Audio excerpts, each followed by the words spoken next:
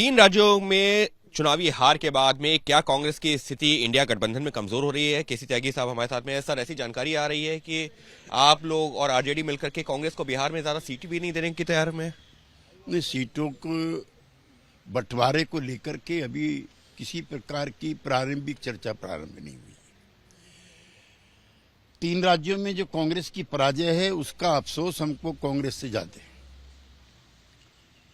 और अगर इन तीन राज्यों में कांग्रेस पार्टी जीत गई होती तो 24 की राह हमारी और आसान हो गई होती। इतना अफसोस हमको जरूर है कि हमारी मित्र पार्टी छोटे छोटे दलों को, जिनको हम इग्नोर करते हैं, उनसे भी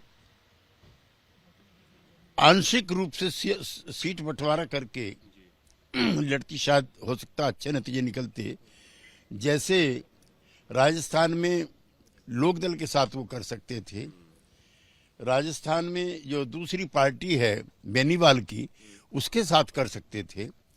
और इसी तरह से मध्य प्रदेश में कमलनाथ जी का जो अहंकार था उसने भी जीत के रास्ते बंद किए। यद्यपि कांग्रेस पार्टी के वोट प्रतिशत में और बीजेपी के वोट प्रतिशत में ज्यादा फर्क नहीं है। लेकिन सर, इस सवाल ये उठता है कि क्या जो है कांग्रेस, जिस बात का आप जिक्र कर रहे हैं कि कुछ नेताओं का अहंकार, क्या कांग्रेस आपको लगता है कि जितनी सीटें आप लोग देने की बात कर रहे हैं उस पर तैयार हो पाएगी? क्योंकि कांग्रेस को ही बड़ा दिल दिखाने की लगातार आप लोग बात भी करते रहे।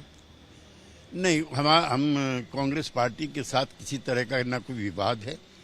और यूं भी बिहार मॉडल है। आपके चैनल ने जो सी वोटर के साथ जो नतीजे निकाले हैं उसमें भी उत्तर भारत में हमारा गठबंधन और नीतीश कुमार अव्वल आए हैं, सबसे ज्यादा चमकीले हैं। लेकिन गठबंधन की लेकर के सीटों की प्रारंभिक वार्ता अभी जारी है और हमें लगता है कि नीतीश कुमार और उनके सहयोगी साथी मिलकर के इसको निपटा लें। मतलब कांग्रेस को अगर जो है 4-6 सीटें भी देंगे तो आपको लग रहा है बात बन जाएगी? नहीं, हम इस पर कोई टिप्पणी नहीं करना चाहते। कोई टिप्पणी। इस सबके बीच में सर जो है एक और जो है संजय राउत का बयान सामने आया है कि इंडिया गठबंधन में कई जो प्रधानमंत्री के चेहरे हैं, उद्धव ठाकरे, प्रियंका गांधी, राहुल गांधी, नीतीश कुमार कहाँ सर? वो खड़गे जी का, शरद पवार जी का और नीतीश कुमार जी का नाम लेना क्यों उनको ध्यान नहीं रहा, ये मुझे अफसोस है। शरद पवार जी देश की राजनीति के सर्वोच्च अनुभवी नेता हैं, सोइज खड़गे जी। और नीतीश कुमार जी की चमक तो अभी एबीपी और सी वोटर के आंकलन में भी दिखाई दी। सबके बीच में आप लोग भी अपनी तैयारी कर रहे हैं, सुनने में आ रहा है कि कोई रैली करने जा रहे हैं नए साल में ही। देखिए, जनता दल यू एक दिन राष्ट्रीय पार्टी रही है। हमने 6 प्रधानमंत्री देश को दिए, लिहाजा और नीतीश कुमार जी यूं भी राष्ट्रीय स्तर पर काफी लंबे समय से सक्रिय हैं। तो 2024 में इंडिया गठबंधन को भी मजबूत करेंगे और अपनी पार्टी को भी मजबूत करेंगे। और जो सवाल वहां की पृष्ठभूमि से निकले, सामाजिक परिवर्तन के, सामाजिक न्याय के, उसको लेकर के रैली भी करेंगे, जिसकी शुरुआत हमारा बिहार से लगा हुआ जो बाजू का राज्य है वहां से करेंगे। सर, कब ये रैली होगी और क्या एजेंडा?